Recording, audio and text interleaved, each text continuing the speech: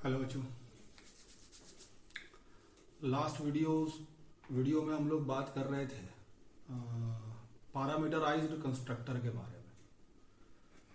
तो उसमें हमने डिफाइन किया था कि भाई पैरामीटराइज्ड कंस्ट्रक्टर एक ऐसे कंस्ट्रक्टर को हम लोग कहते हैं जो पैरामीटर एक्सेप्ट करेंगे।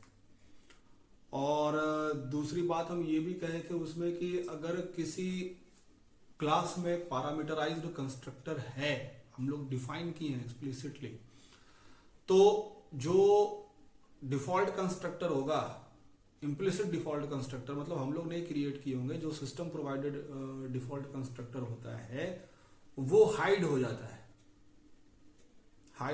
है। और कहने का मतलब कि जब हम लोग ऑब्जेक्ट बनाएंगे तो हम लोगों को पैरामीटराइज्ड कंस्ट्रक्टर में जिस पैरामीटर का रिक्वायरमेंट है वो हमको देना ही पड़ेगा।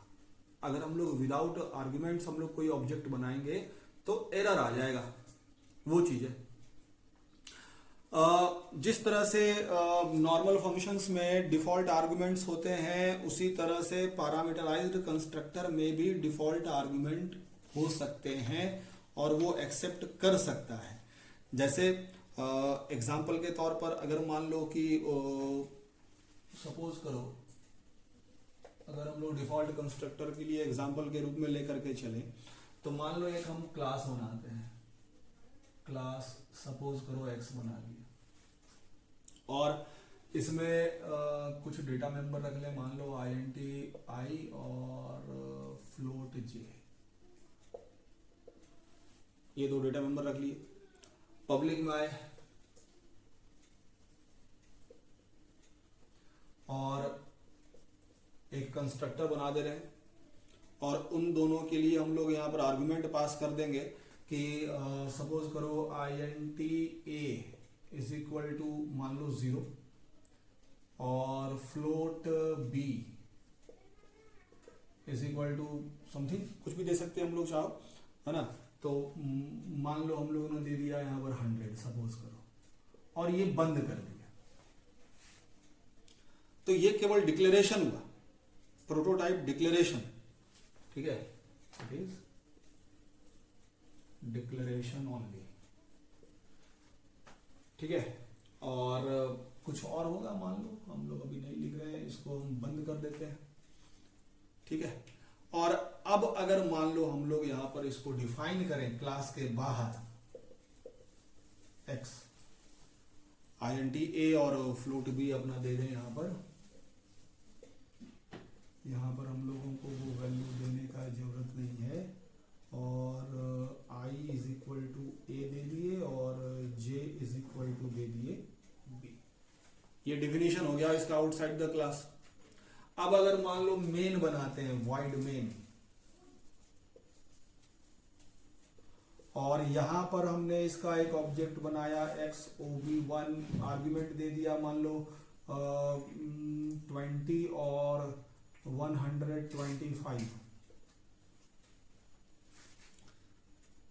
तो ओके, इसमें एक मिनट फ्लोट वाला वैल्यू है समथिंग 0.25 भी दे देते हैं तो वैलिड है, क्योंकि हमने दोनों आर्गुमेंट के लिए वैल्यू पास कर दिया इसमें। अगर हम केवल ऐसा भी कर दें xob2 तो ये भी वैलिड है, as default argument will be used.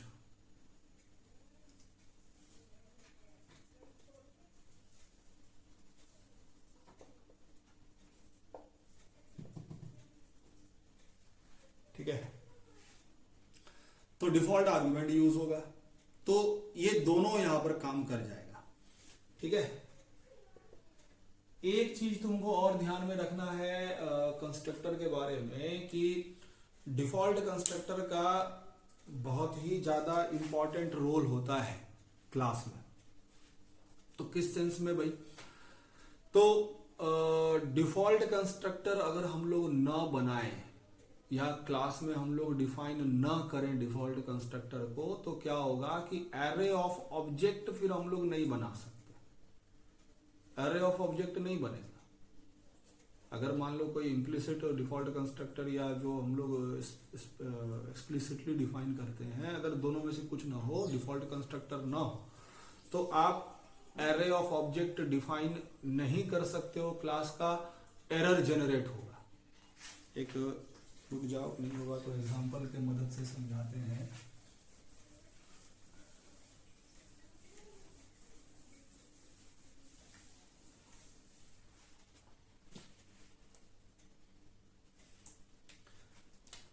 Heading दे दें सिग्निफिकेंस ऑफ डिफॉल्ट कंस्ट्रक्टर।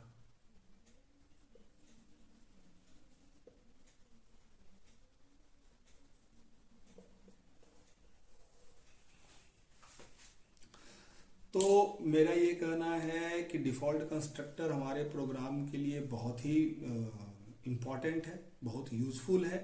अगर हम लोग चाहते हैं कि भाई इनिशियल वैल्यू को टाइप ना करें, जब भी हम लोग क्लास का ऑब्जेक्ट बनाते हैं तो उसके लिए हम लोग इनिशियल वैल्यू टाइप ना करें, बल्कि वो जो प्री डिफाइंड लीगल वैल्यूज है उससे ऑटोमेटिकली क्लास का मेंबर इनिशियलाइज हो जाए, तो हम लोग उसके लिए क्या करते हैं कि भाई डिफॉल्ट कंस्ट्रक्टर बनाते हैं। इसके अलावा हम लोग एरे ऑफ ऑब्जेक्ट क्रिएट नहीं कर सकते हैं जब तक हमारे क्लास में डिफॉल्ट कंस्ट्रक्टर डिफाइंड ना हो, आइदर इम्प्लिसिटली और एक्सप्लिसिटली।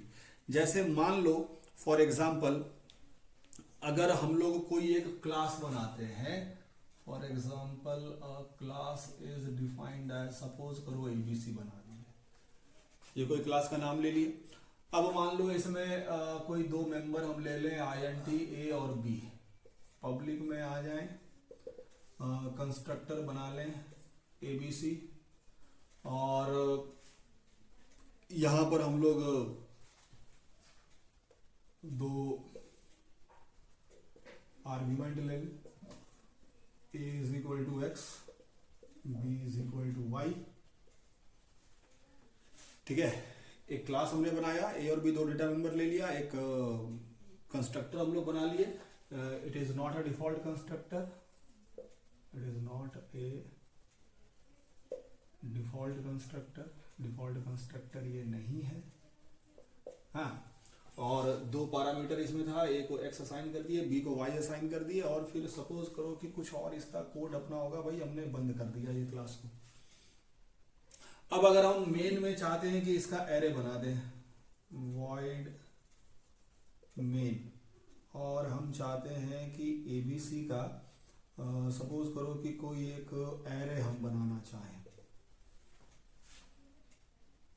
ठीक है, ABC OB साइज दे दिए 5, तो it will give an error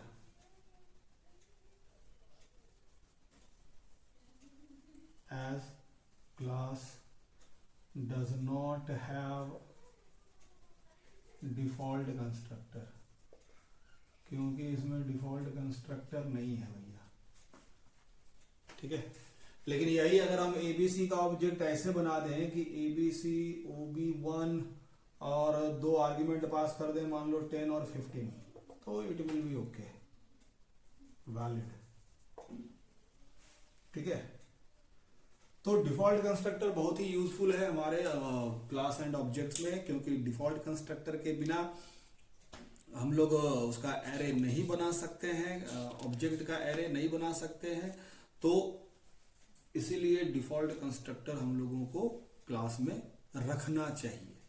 ठीक है, अब चलो हम लोग आगे बढ़ते हैं।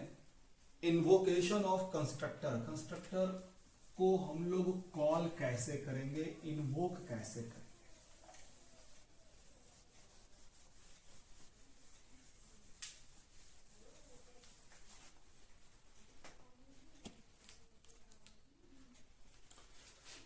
तो अगर हम लोग बात करें इन्वोकेशन ऑफ कंस्ट्रक्टर का, तो हम लोग जानते हैं कि कंस्ट्रक्टर ऑटोमेटिकली कॉल्ड होता है, ऑटोमेटिकली कॉल होता है, उसको कॉल करने के लिए स्टेटमेंट देने का जरूरत नहीं है। लेकिन अगर हम चाहें तो दे भी सकते हैं, कोई दिक्कत नहीं है। हम लोग जैसे फंक्शन कॉल करते हैं उसी तरह से हम लोग कंस्ट्रक्टर भी इन्वोक कर सकते हैं बाय यूजिंग इट्स नेम। तो ये दोनों तरीका हो सकता है, आप कंस्ट्रक्टर ऑटोमेटिकली भी कॉल कर सकते हैं और एक्सप्लिसिटली भी कॉल कर सकते हैं, मतलब जैसे फंक्शन हम लोग नॉर्मल कॉल करते हैं उस तरह से। तो कहने का मतलब है कि constructor can be invoked in two manners. Constructors can be invoked in two manners, दोनों तरह से हो सकता है। या तो हम लोग उसको इम्प्लिसिटली कॉल कर लें बाय कॉलिंग द कंस्ट्रक्टर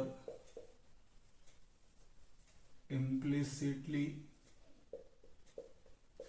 जिसको कि हम लोग कहेंगे इम्प्लिसिट कॉल, और by calling the constructor explicitly.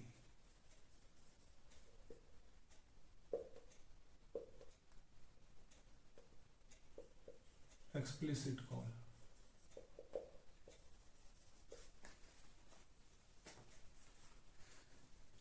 तो ये दोनों मेथड हो सकता है किसी कंस्ट्रक्टर को कॉल करने के लिए। चलो दोनों एक एक करके देखते हैं। Implicit call to the constructor किस तरह से काम करेगा। Implicit call to the constructor. तो इम्प्लिसिट कॉल कहने से मेरा मतलब है कि वो ऑटोमेटिकली कॉल होगा, मतलब जब भी हम लोग ऑब्जेक्ट बनाएंगे क्लास का, तो कंस्ट्रक्टर खुद ब खुद कॉल होगा, उसको अलग से नाम दे करके कॉल करने का जरूरत नहीं पड़ेगा, वो ऑटोमेटिकली कॉल होगा। तो इम्प्लिसिट कॉल करने के लिए बस सिंपली हमको करना क्या होगा कि अगर मान लो कोई आर्ग्यूमेंट हमारा है, मान पैरामीटराइज्ड कंस्ट्रक्टर अगर है ना, तो उसके लिए हम लोग केवल आर्ग्यूमेंट उसमें प्रोवाइड कर दें। जैसे मान लो वो जो अभी हम लोग क्लास बनाए थे एबीसी, अगर उसके लिए हम लोग ऑब्जेक्ट बनाए थे, लास्ट जो एग्जांपल लिए थे कि एबीसी OB1 10 और 15, इस तरह से अगर हम लोग कॉल कर लें तो ये कहलाया इम्प्लिसिट कॉल। इसमें हम लोग फंक्शन का नाम दे करके उसको कॉल नहीं कर रहे हैं, सिंपल ऑब्जेक्ट बनाए और पैरामीटर का वैल्यू पास कर दिए, वो ऑटोमेटिकली कॉल हो गया। ठीक है, ये एक ऑब्जेक्ट OB1 बनाएगा, कंस्ट्रक्टर इन्वोक करेगा और जो दो आर्ग्यूमेंट हैं उनमें 10 और 15 असाइन कर देगा, जो कि उसके डेटा मेंबर को असाइन हो जाएगा, स्टोर हो जाएगा उसमें। तो ये तो हो गया इम्प्लिसिट कॉल। अब आते हैं explicit call to the constructor. उस पर एक्सप्लिसिट कॉल टू द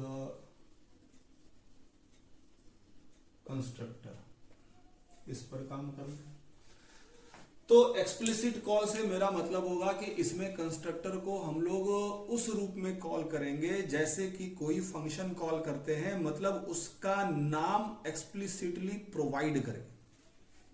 ठीक है, मतलब name of the constructor is explicitly provided to invoke it. हम लोग कंस्ट्रक्टर के नाम को एक्सप्लिसिटली प्रोवाइड करेंगे उसको इन्वोक करने के लिए। मतलब अगर यही स्टेटमेंट, इसी के इक्विवेलेंट स्टेटमेंट हमको लिखना हो, मतलब वही काम करने वाला, तो वो हम लोग कैसे लिखेंगे। तो ABC OB1 फिर इक्वल टू का साइन दे देंगे और अब यहां पर कंस्ट्रक्टर का नाम दे देंगे भाई। अच्छा ठीक है, ये क्लास का नाम ABC ही लिए, वैसे वो स्मॉल केस में लिए थे, चलेगा, रहने दो, मान के चलते अब कैपिटल में उसका नाम था ये। तो इसमें क्या होगा कि क्लास का नाम जो होता है वही कंस्ट्रक्टर का होता है, तो हम लोग वही नाम देके कंस्ट्रक्टर का नाम दे करके उसको कॉल कर लिए। तो ये कहलाया एक्सप्लिसिट कॉल। एक्सप्लिसिट कॉल, ठीक है। तो ये तरीका हो गया कि फंक्शन को अगर हम लोग चाहें एक्सप्लिसिटली कॉल करने के लिए तो इस तरह से कर सकते हैं। तो ये दोनों मेथड हो गया किसी कंस्ट्रक्टर को कॉल करने का। आप implicit call to the constructor भी यूज कर सकते हो और explicit call to the constructor भी यूज कर सकते हो। जनरली हम लोग इम्प्लिसिट ही यूज करते हैं, अलग से नाम देने का रिक्वायरमेंट नहीं है, तो सिंपल हम लोग इम्प्लिसिट कॉल से ही काम चला लेते हैं। अब चलो हम लोग आगे बढ़ते हैं। ये जो एक्सप्लिसिट कॉल है कंस्ट्रक्टर का, इसके मदद से हम लोग एक और काम कर सकते हैं ऑब्जेक्ट्स पर कि हम लोग टेम्पररी ऑब्जेक्ट बना सकते हैं। तो नेक्स्ट हम लोग बढ़े टेम्पररी इंस्टेंस।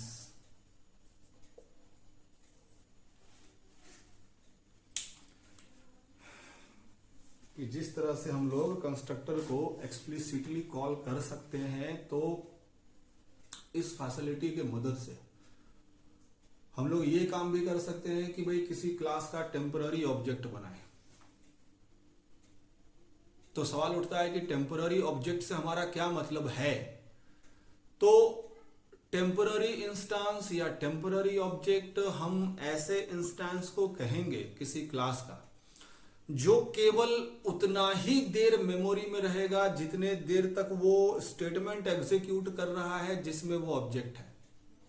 जैसे ही उस स्टेटमेंट का एग्जीक्यूशन कंप्लीट होगा वो मेमोरी से हट जाएगा। हम लोग ये कह सकते हैं कि वो इट विल डाई, है ना।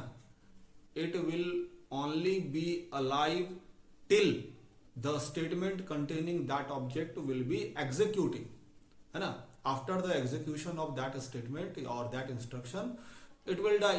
It will free. The memory will get free from it. ठीक है। तो ये चीज होगा कि टेम्पररी ऑब्जेक्ट हम लोग बना सकते हैं by using explicit call to the constructor. और एक बार हम फिर से रिपीट कर दे रहे हैं, टेम्पररी ऑब्जेक्ट से मतलब हमारा वो है कि ऐसा ऑब्जेक्ट जो केवल तभी तक मेमोरी में रहेगा जब तक वो इंस्ट्रक्शन एग्जीक्यूट हो रहा है जिसमें वो टेम्पररी ऑब्जेक्ट को हम लोग यूज किए। जैसे ही वो स्टेटमेंट का एग्जीक्यूशन कंप्लीट होगा वो मेमोरी से हट जाएगा, वो इट विल डाई। तो एक एग्जांपल से इसको समझते हैं भाई।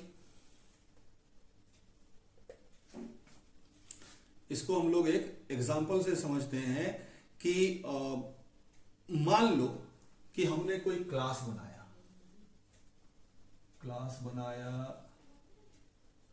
मान लो सैंपल नाम से। एक क्लास का नाम दे दिए सैंपल। अब दो वेरिएबल इसमें हम डिफाइन कर दें, मान लो इंटीजर टाइप का आई और जे। पब्लिक में आ जाते हैं, एक कंस्ट्रक्टर बना लेते हैं, पैरामीटराइज्ड कंस्ट्रक्टर ले लेते हैं, INT A INT B और I is equal to A, J is equal to B। इसको कंस्ट्रक्टर का डेफिनेशन हम क्लोज कर लिए। एक फंक्शन बना लेते हैं कि void प्रिंट नाम से बना लेते हैं और यहां डिस्प्ले करा देते हैं किसका वैल्यू, आई और जे का आई, फिर स्पेस जे। ये बंद क्लास का डेफिनेशन बंद। तो ये मेरा क्लास क्रिएट हो गया भैया। ठीक है, एक क्लास बनाए सैंपल नाम से, दो डेटा मेंबर, कंस्ट्रक्टर बना, नाम वही रहेगा जो क्लास का है, दो आर्ग्यूमेंट ले लिए इन दोनों को वैल्यू प्रोवाइड करने के लिए। आई को असाइन कर दिए ए का वैल्यू, जे को असाइन कर दिए B. Void print I J, print में क्या किए, आई और जे में जो वैल्यू होगा वो हमने डिस्प्ले करा दिया। अब आते हैं मेन में। ठीक है, तो वॉइड मेन में जब आए, एक तो चलिए हम क्या करते हैं कि सैंपल का ऑब्जेक्ट बना लेते हैं। ठीक है, अब क्योंकि वो पैरामीटराइज्ड कंस्ट्रक्टर यूज कर रहा है तो वैल्यू देना पड़ेगा। मान लो 10 और 12 दे दिया मैंने। ठीक है, और इसके मदद से हमने कॉल कर लिया प्रिंट ob1 डॉट प्रिंट। ठीक है, तो वो तो नॉर्मल तुम्हारा कंस्ट्रक्टर या ऑब्जेक्ट क्रिएशन है, वो नॉर्मल ऑब्जेक्ट है, वो टेम्पररी ऑब्जेक्ट नहीं है। तो अब टेम्पररी ऑब्जेक्ट के लिए हम लोग कैसे यूज करेंगे, तो देखो ये स्टेटमेंट की सैंपल 49 डॉट प्रिंट, अगर ये स्टेटमेंट मैंने दिया सैंपल 49 डॉट प्रिंट,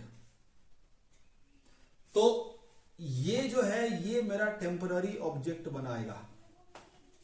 हाँ, एक तुमको और बात यहां पर हम बता दें कि टेम्पररी ऑब्जेक्ट का कोई नाम नहीं होता है।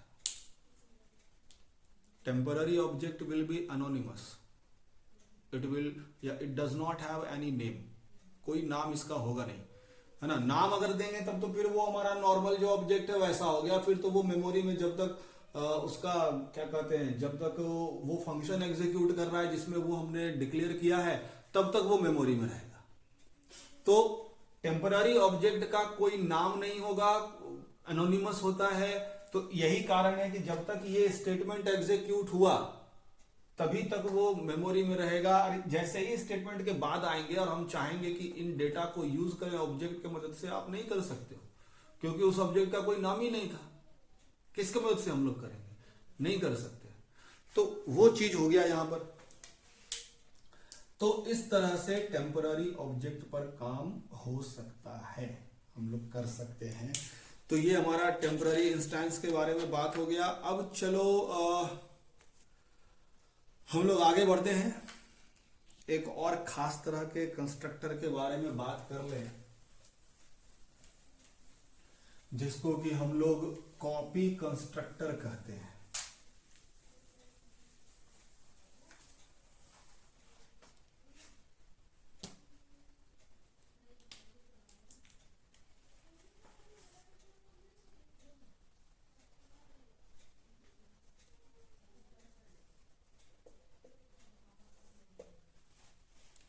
कॉपी कंस्ट्रक्टर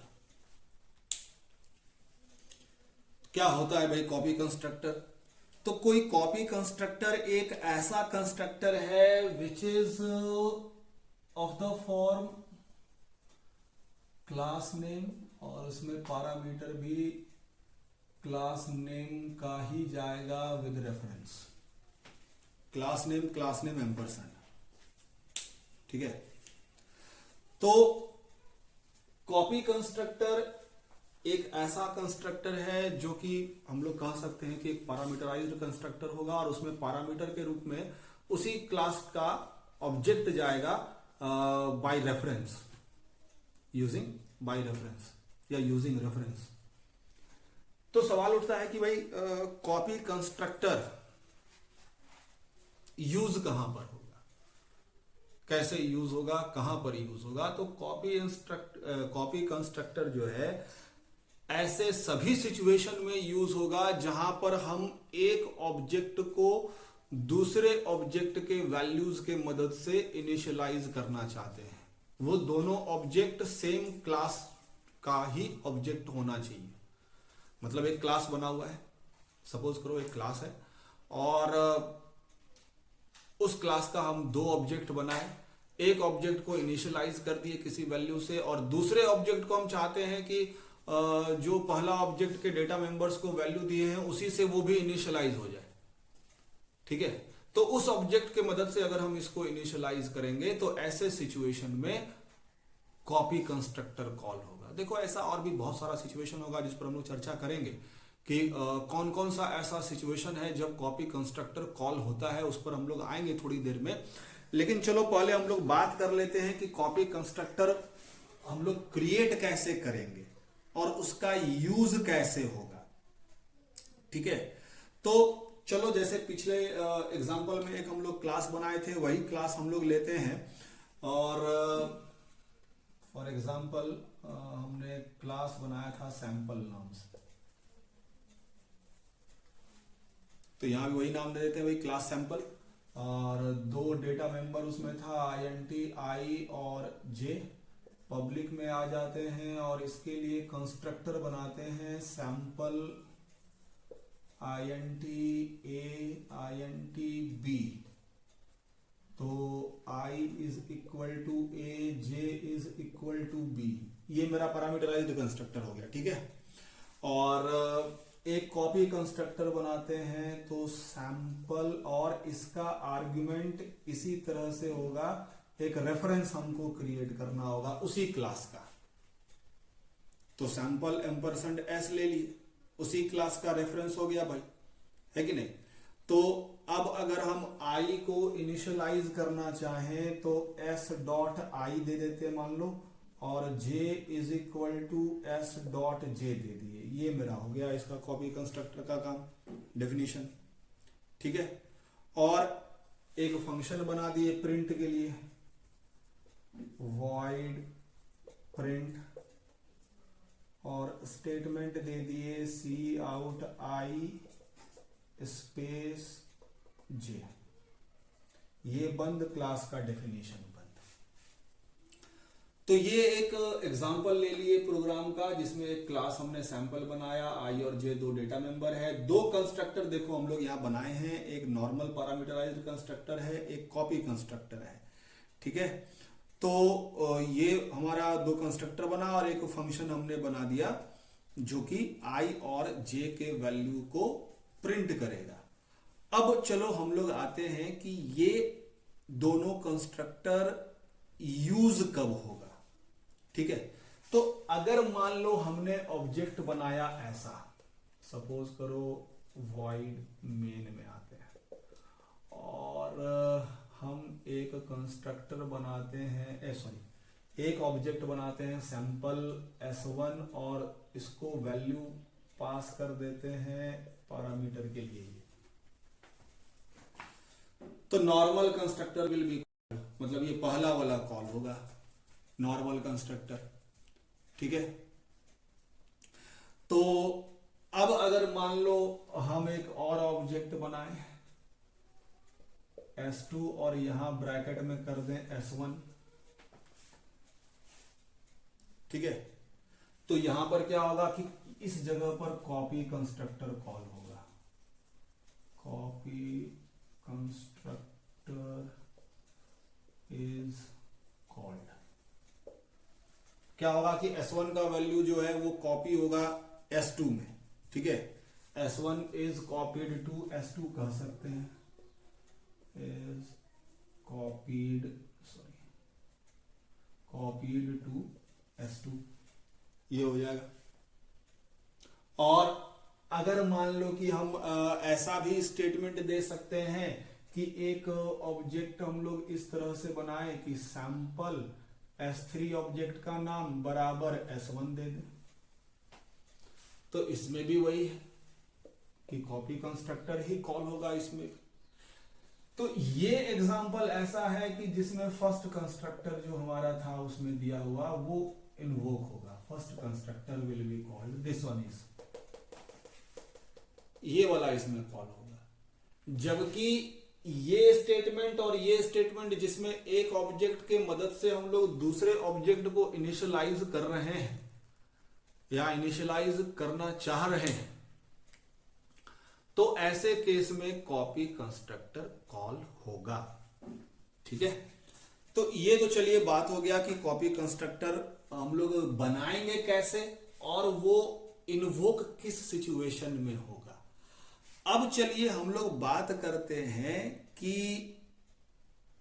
ये जो हम लोग इसमें आर्ग्यूमेंट ले रहे हैं वो बाय रेफरेंस ले रहे हैं, क्यों ले रहे हैं ऐसा, कॉपी कंस्ट्रक्टर में क्यों आर्गुमेंट रेफरेंस के रूप में पास होता है। चलिए